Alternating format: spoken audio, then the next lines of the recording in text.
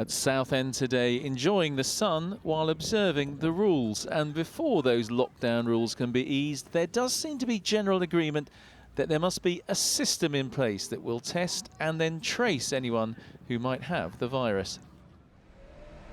So how does a test and trace system work? Well, if someone tests positive, anyone they've been in recent close contact with must be identified. That can be done simply by an interview, or an app on a smartphone will have a record of other smartphones that have been in recent close contact. Once that group has been identified, they will also be tested, and if positive, they'll be isolated, and in turn, their contacts will be traced. This will continue until the chain of transmission is broken and the infection dies out.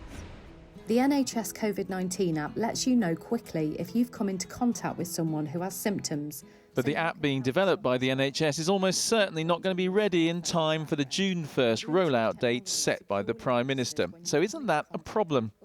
Obviously, we want to see this app in place as well. How that, I think, will help us get further information on microclusters, on actually providing additional facilities, mechanisms to be able to support this. But it is one part of this overall picture.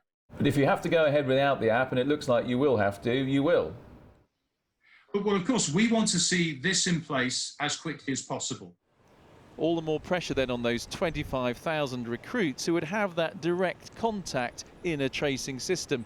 And those with experience of infection tracing say it's not as straightforward a job as you might think. What's really important is that the people doing this work should be able to establish a rapport with the person who they're dealing with, because they may have to discuss quite intimate details of their social life. The capacity for testing has been expanded. It now stands at well over 100,000 a day. But shouldn't the tracing part of this system been built earlier? I think there is an argument that the focus could have come earlier, and we were very concerned that local agencies, that's directors of public health, local GPs, NHS trusts and these organisations, were not being plugged into the national system that the government was creating. The hope is the approaching summer will look more like this. The fear is that without test and trace, the lockdown will have to stay to avoid a second outbreak. Andy Belt, 5 News.